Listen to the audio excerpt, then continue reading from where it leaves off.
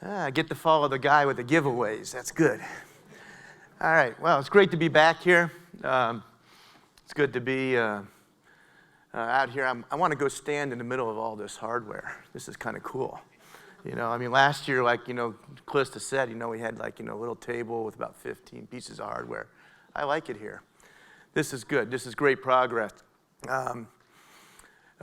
Good to be at the summit. I appreciate you all coming. My name is Brad McCredie. I guess in a lot of ways you could say I'm the guy that started this idea as we were evolving our power systems. I'm going to talk to you about something today that's really specific. I'm going to talk about the Power Roadmap. Yeah, those aren't my charts. I'm going to talk to you about the TSC work groups and accomplishments. I just studied up on this. Yeah, I'm going to do a reload here maybe and try the next ones here. But what I'm going to talk about is the, there we go. This looks good. Let's see how this one goes. I'm going to talk about the roadmap for power systems, and I thought I'd start by that with a little retrospective. All right, now all we need is a page down key. All right, Jerry, where are you? I'll get my TA back there. He's really good at hitting the page down key. Trained him for about a year. Okay, we're ready to go here? All right, here we go. Oh, now we got to go backwards. Here we go. All right, so this is where I was going to start. I wanted to talk a little bit about where we've been, because if you look at where we're going and how the big discontinuities are hitting, I think it's instructive to hit a little bit where we've been. Kind of look at it through one disruption we've been through already. You know, as you see here, this is really the whole history of power chips that we've developed over the years. Started back in 1990. You could see our early days of power systems. It was a very traumatic first 10 years in that's when we went through the bipolar to CMOS transition. That's what actually put Unix on the map, right? If you look at this lower left-hand corner, I'll never forget when I actually first met a power computer. It was at the University of Illinois in the early 90s. And I was running systems on the Cray, and I was running systems on power systems, running programs on power systems. And, you know, and actually at that point, right, the Cray, the bipolar machine, they actually told me I ran up about a $5 million bill of Cray time. You know, because it was like, and I was just using unused minutes on the Cray. And then we got a power system, and I got a quarter of the scalar speed on this little $30,000 box running on a CMOS processor. And of course, that's what drove a huge disruption in the industry, is the disruption from bipolar to CMOS, which was synonymous with Unix systems. And that was great. Power grew with that. And we got up to the point here in about 2000, which was a bit of a discontinuity to us. You can see we started lots and lots of power projects. We had a unique whole chip family just to do our I-series systems. It ran iOS. We had, as you may recall, in the Apple products, the Somerset projects. That's down the lower left ones in PCs. And then we had our workstations, which were in the middle. We got to 2000, and it was a moment where we said, hey, you know, we're not doing so hot. If you actually looked at the Unix market share, we were a distant third. We had about a 9% share. Sun and HP had a 25-ish to 30% share, each of them. And the boss came down and said, what are you guys going to do about it? You can see what we did. We took all the projects, converted it to one, started Power 4, bet the whole farm on it, and we started a new era in power systems. It's a great worst to first story. We've gone from a 9% share to a 60% market share in Unix. Built some great processors. Power 4 was a hugely innovative processor, first processor that had a glueless fabric, first processor that was a server processor that had multiple cores on it. Started that trend. First distributed memory controller that now everybody is using in all of their microprocessors, all there in Power 4. And over that period, we went and did the pretty good sweep of the Unix marketplace, and that takes us up to Power 8. You know, you can sit there and look at a couple of the interesting things that happened in the ecosystem in that time, right? The whole time we were developing Power 4, everything that showed us on competitive analysis, we were going to be a distant third. Behind Itanium and Spark, strong distant third. But what was the hallmark of going from worst to first? It actually was execution back then. We actually executed every one of those processors right on schedule. When we finished Power 4, an analyst, Nathan Brookwood, came to me and said, hey, that was the first processor I've seen that did #1 in spec int and #1 in spec float. How the heck did you guys do it? Well, Itanium and Spark, Ultra Spark 5 were supposed to beat us, and they didn't show up. The Merced chip never shipped. That was supposed to beat us pretty handily, and the Ultra Spark 5 went to hardware and never shipped. So that's what we did all the way through that period. But now, we're sitting here with a 60+% market share with these processors in the Unix space, but we're going to enter a new world, right? There's a lot of disruptions coming again, just like the ones that led up to the bipolar to CMOS disruption. Once again, technology's not scaling. Everybody is given the Moore's Law discussion. It's not there. Huge disruption. Second thing that's happening is consumption and development is happening in a much, much different way. It's open now. It's an open development, an open consumption model. And that also changes what you're going to do. And those things, all those, you can go on with the discontinuities, but all those discontinuities have led to the microprocessor roadmaps are vastly different than they were here. Here, you also note, in just about everywhere, every box on here, there's no two boxes that ever have a microprocessor in the same technology. The technology cadence always drove the microprocessor development. So this is, from here over, this is the new Power microprocessor roadmap. And then you can see now that it reflects these changes and these discontinuities in the industry that are taking place. I showed a little bit of the left side here. That's Power 6 and Power 7. You can see that, again, every square on there is driven by a technology. Every square on there, we go from one technology to another, and we do a very classic new technology, a bump, a new technology, a bump, a new architecture, a bump, new technology, a bump. Now you come over here to the right side, and we're starting this new era of power systems, the OpenPOWER era. Now you can see things are very, very different.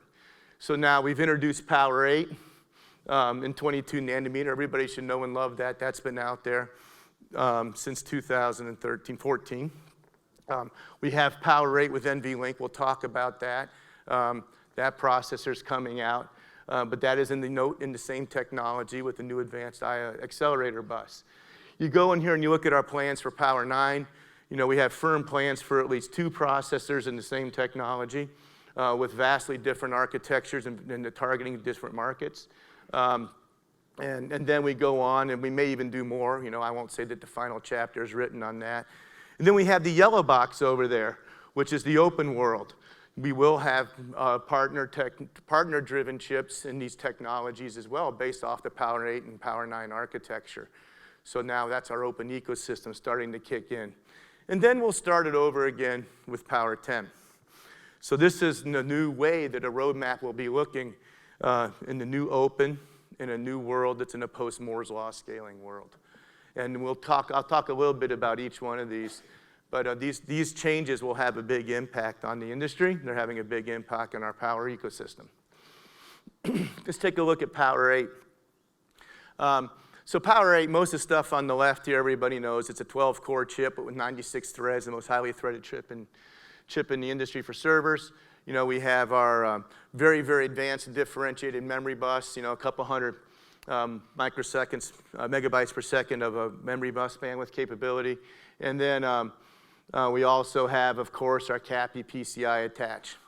One of the things I wanted to draw attention to is and Jeff talked about this, is now we've taken all these buses on here that are highlighted on the chart here, and we've opened them up. And we're building ecosystems around those buses.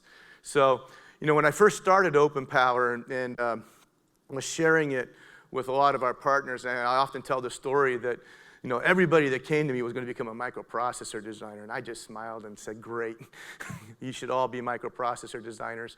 But microprocessor design is a very expensive and a very, very, very time-consuming and hard thing to do.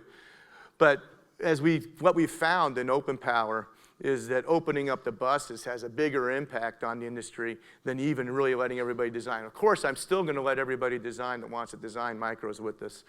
But what we've really found is lots of the innovation is taking place around the buses. One of the things that we have up here on this stage, I think I see it over there, is we also have up here something I'm really excited about, I want to draw people's attention to, is we opened up the memory bus, as Jeff pointed out. But we actually had the first functioning server class memory demo going on out at the OpenPOWER Pavilion booth. That's a first in the industry. And that's going to be the first of what I think is going to be a very strong and disruptive trend in the industry, where we got the MRAMs from Everspin actually running on a functioning computer, I think they're running a distributed file system.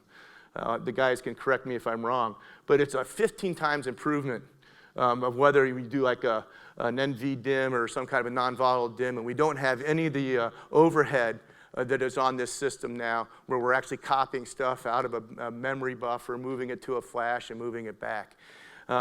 But that's a trend that you're going to see a lot of, because all the things that we talk about disrupting Moore's Law and disrupting the microprocessor development, the truth is it's hitting DRAM just as hard, and it's having just as big of an impact on our industry as the microprocessors tail down.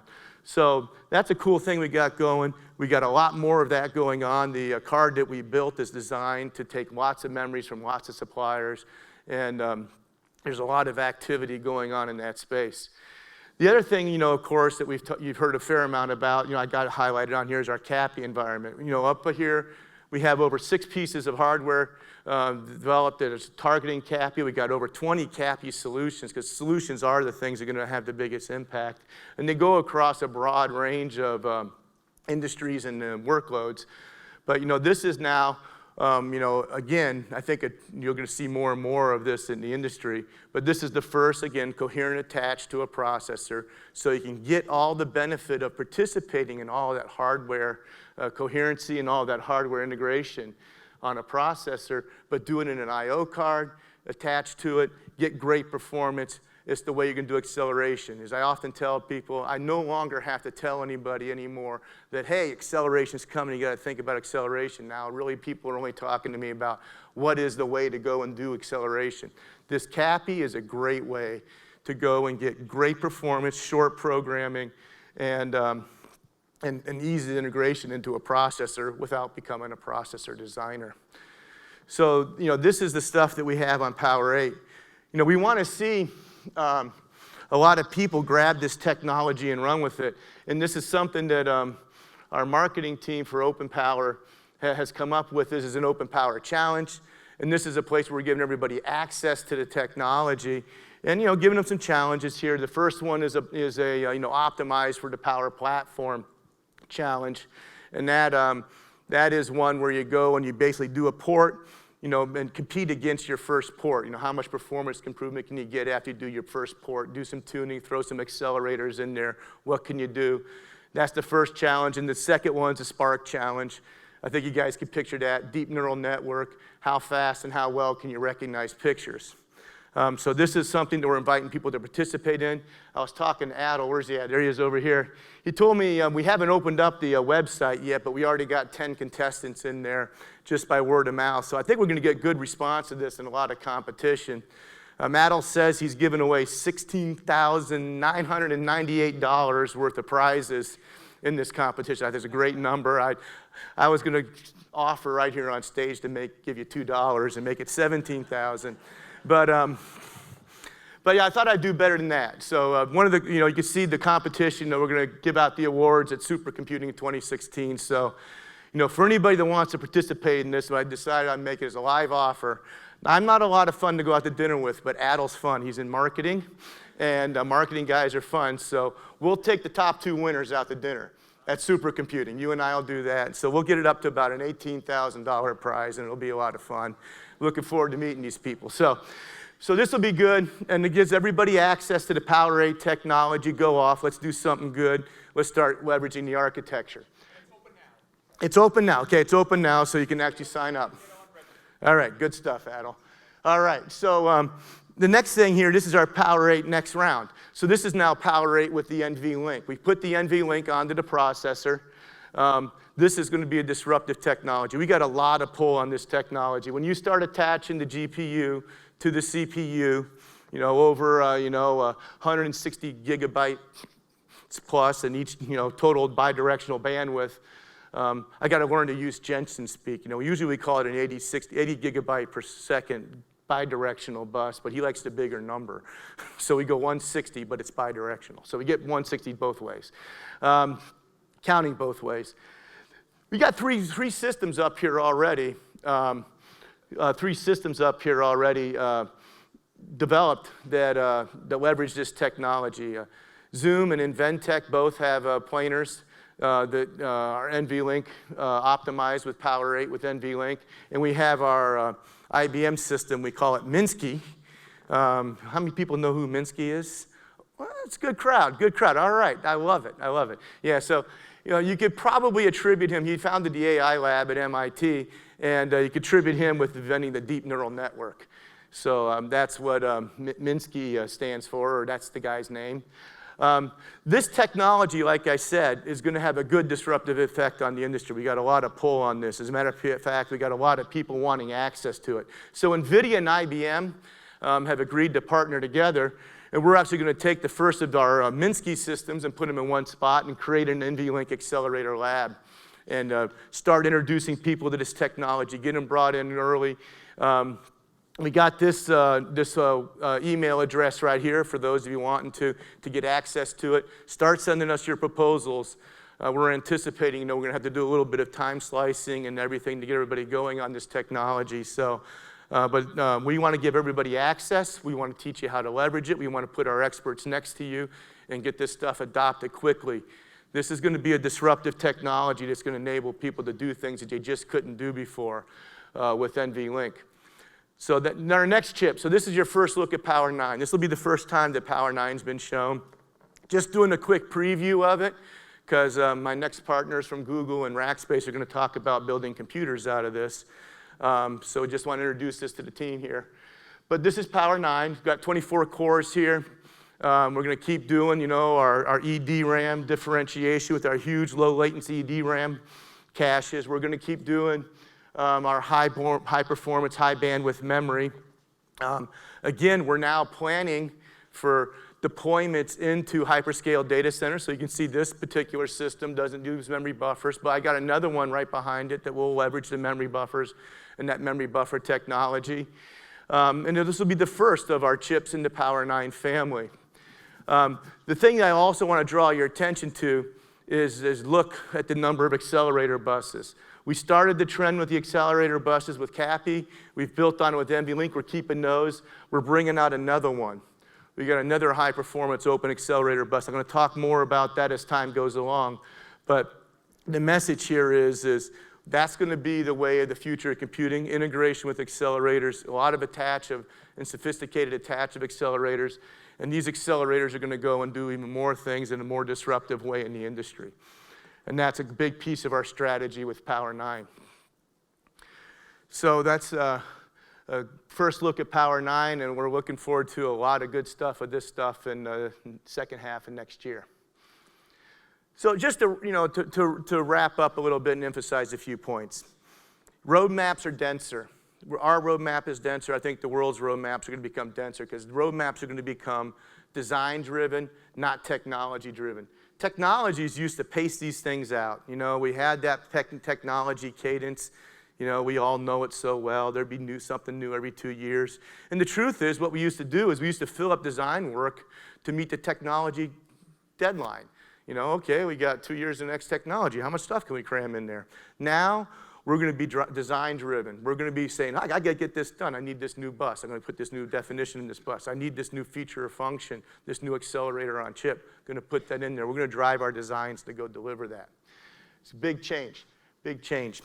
We'll have more teams developing because it's now an open technology. We have people around the world developing on power technology.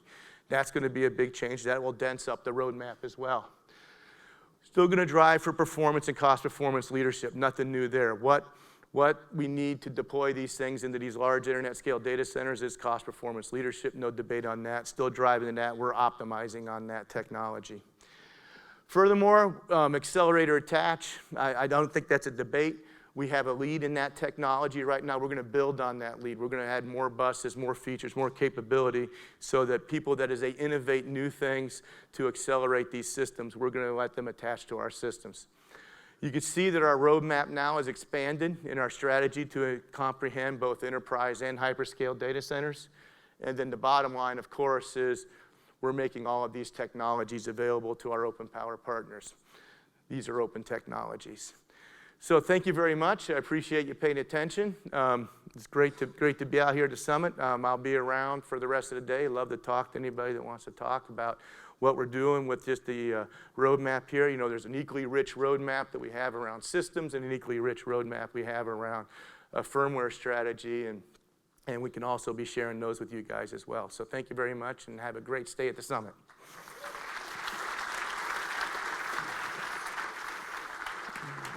Pass the baton.